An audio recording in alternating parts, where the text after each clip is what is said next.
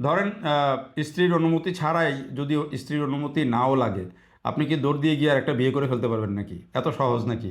আসসালামু আলাইকুম প্রিয় বন্ধুরা, দেশীয় প্রবাসে যে যেখান থেকে দেখছেন প্রত্যেককে শুভেচ্ছা জানাচ্ছি। আশা করছি যে যেখানে আছেন ভালো আছেন, নিরাপদে আছেন। একটা বিষয় নিয়ে আজকে খুব আলোচনা হয়েছে হঠাৎ করেই, যদিও বিষয়টা পুরনো এবং কিছুটা মজার বিষয় বলা যায়, ফেসবুকে বেশ ভাইরাল হয়েছে। মানে দ্বিতীয় বিয়ে করতে প্রথম স্ত্রীর অনুমোদন লাগবে না বা অনুমতি লাগবে না, এই একটা হাইকোর্টের একটা রায়। সেই রায়টি নিয়ে হঠাৎ করে আজকে যেন সোশ্যাল মিডিয়া একেবারে তোলপাড় হয়ে গেছে। বিশেষ করে আমাদের যারা পুরুষ সহকর্মীরা আছেন, তারা দেখছি এটিকে কেউ হয়তো ফান করে, কেউ সিরিয়াসলি, কেউ কিন্তু মানে আবার মানে এক্সাইটেড হয়ে এটি শেয়ার করেছেন। অনেকে আবার জানতে চাইছেন যে আসলেই হাইকোর্ট এই ধরনের আদেশ দিয়েছে কিনা, রায় দিয়েছে কিনা, যে আহ, মানে দ্বিতীয় বিয়ে করতে প্রথম স্ত্রীর অনুমোদন লাগবে না বা অনুমতি লাগবে না। এই বিষয়টা নিয়ে বেশ আলোচনা হচ্ছে এবং বিষয়টা একদিকে অনেকে ফান করছেন, আবার অনেকে সিরিয়াসলিও জানতে চাচ্ছেন যে বিষয়টা আসলে কি।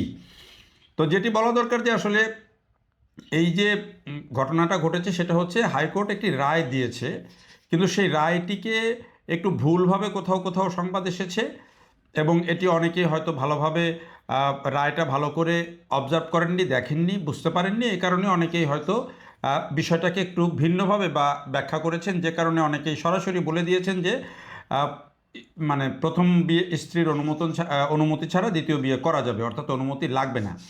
বিষয়টা আসলে একটু আগে থেকে ব্যাখ্যা না করলে বোঝা যাবে না। আমাদের এই উপমহাদেশে ব্রিটিশ আমলে 1860 সালের যে ফৌজদারি আইন, সেই আইনে বলা আছে যে প্রথম স্ত্রীর অনুমতি ছাড়া দ্বিতীয় বিয়ে করলে 7 বছরের কারাদণ্ড হতে পারে। এইটা হচ্ছে ওই সময়ের আইন। এরপরে এই আইনটাকে 1961 সালে যে মুসলিম পারিবারিক আইন পাকিস্তান আমলে করা হলো, সেই সময় এটাকে পরিবর্তন করা হলো এবং বিষয়টাকে একটা আরবিট্রেশন কাউন্সিলের মধ্যে নিয়ে আসা হয়েছে। সেখানে কি বলা হয়েছে যে প্রথম স্ত্রীর অনুমতি ছাড়া বিয়ে করা বৈধ, বিয়ে করা যাবে। তবে এখানে একটা, এই যে বিয়ে করার বিষয়টা, এখানে একটা আরবিট্রেশন কাউন্সিল এবং সেই কাউন্সিলের অনুমতি লাগবে, অন্যথায় বিয়েটা রেজিস্ট্রেশন করা যাবে না। এইটা হচ্ছে এই মুসলিম পারিবারিক আইন, যেটা 1961 সালের, সেইখানে বলে দেওয়া হলো। এখন সম্প্রতি এই বিষয়টা নিয়ে মামলা হয়েছিল, রিট হয়েছিল, যে এই ক্লজটা যেন তুলে দেওয়া হয়, অনুমতির বিধানটা যেন আনা হয়। কিন্তু সেটি হাইকোর্ট করেনি। হাইকোর্ট ওই আগের অবস্থাটা বলে দিয়েছে যে আসলে এই আইনটা যে 1961 সালের যে মুসলিম পারিবারিক আইন, সেখানে কিন্তু আহ, প্রথম স্ত্রীর অনুমতি লাগবে সেটি কিন্তু বলা নাই। সেই কথাটাই কোর্ট বলেছে যে এটার অনুমতি লাগবে না, এটি আইনে আগে থেকেই আছে। তাহলে নতুন করে কেন আলোচনায় আসলো? নতুন করে আলোচনায় আসলো যে এটি একটি রিট করা হয়েছিল এবং অনুমতি লাগবে সেটি চাওয়া হয়েছিল, আর কোর্ট সেটিকে খারিজ করে দিয়েছে এবং সেটির যিনি রিট করেছিলেন তিনি আবার আপিল করবেন, সেই কথাটি বলেছেন। এই কারণে বিষয়টা আবার আলোচনায় এসেছে।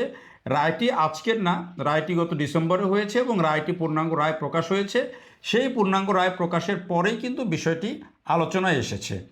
তো মূল কথা হচ্ছে, যেটি প্রথম যে কথা সেটি হচ্ছে যে এই অনুমতি লাগবে না সেটি আমাদের আগের আইনে আছে।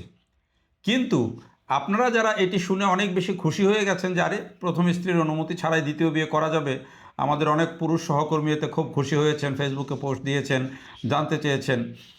আসলে বিষয়টা এত খুশি হওয়ার না।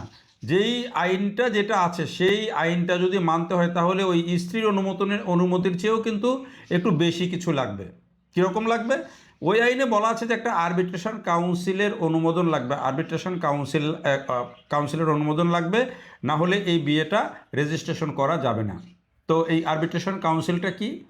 যদি দেখা যায় যে আহ, পুরুষের কোনো কারণে বা স্বামীর কোনো কারণে দ্বিতীয় বিয়ে করতে হবে বা করতে হয়, যদি সেরকম প্রয়োজন হয়, যদি সেটি করতে চান পুরুষ, তাহলে এই ক্ষেত্রে কিন্তু যেটি করতে হবে যে একটি সালিশ, আরবিট্রেশন কাউন্সিল যেটিকে বলা হচ্ছে, একটা সালিশি লাগবে।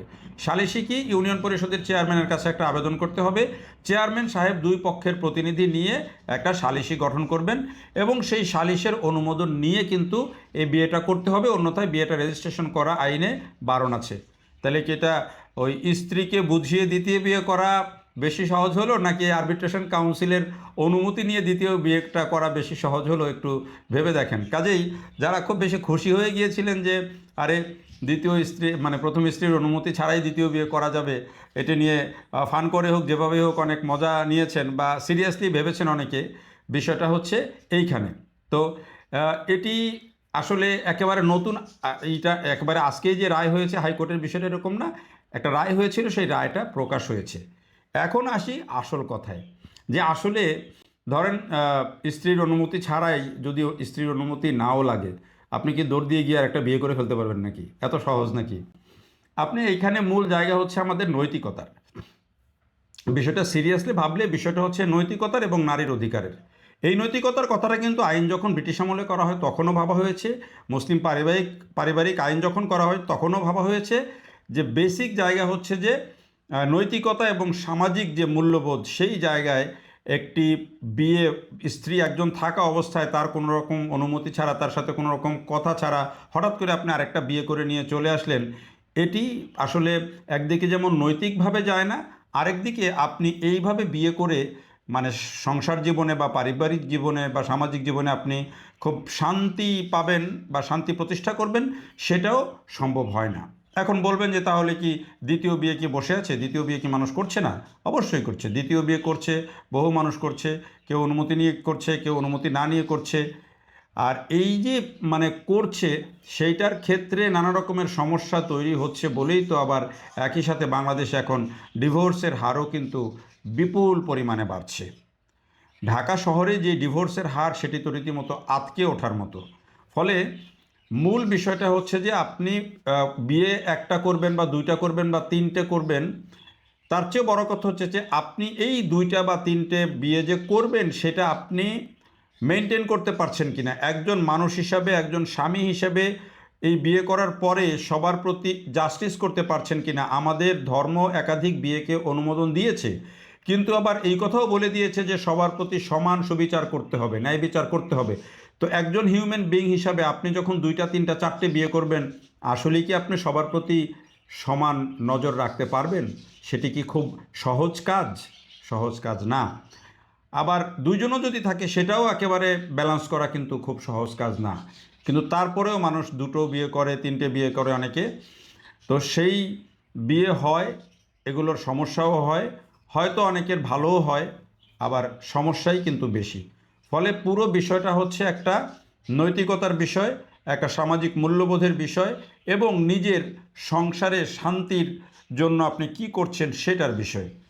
এইসব বিষয়গুলো যদি আপনি ভাবেন, তাহলে এই দ্বিতীয় বিয়ে আপনি করার সিদ্ধান্ত নেওয়ার আগে অবশ্যই আপনাকে 100 বার ভাবতে হবে, যদি আপনি সত্যি সত্যি সিরিয়াসলি বিষয়গুলোকে নৈতিকতার দিক থেকে, মূল্যবোধের দিক থেকে হিসেব করেন, তাহলে, অথবা আপনার সংসারের শান্তির দিক থেকে। ফলে এই যে কোর্ট রায় দিয়ে দিয়েছে দ্বিতীয় মানে স্ত্রীর অনুমতি ছাড়াই দ্বিতীয় বিয়ে করা যাবে, এমন একটা শুনে সবাই খুশি হলেও খুব বেশি খুশি হওয়ার কিছু নাই। কারণ যার যার সংসারের অবস্থা আর প্রথম স্ত্রীর অনুমতি কতটা পাবেন সেটার অবস্থা কিন্তু সবাই যার যারটা ভালো বোঝেন। তো সেই অবস্থা বুঝেই কিন্তু সিদ্ধান্ত নিয়েন। দেখার জন্য সবাইকে অনেক ধন্যবাদ।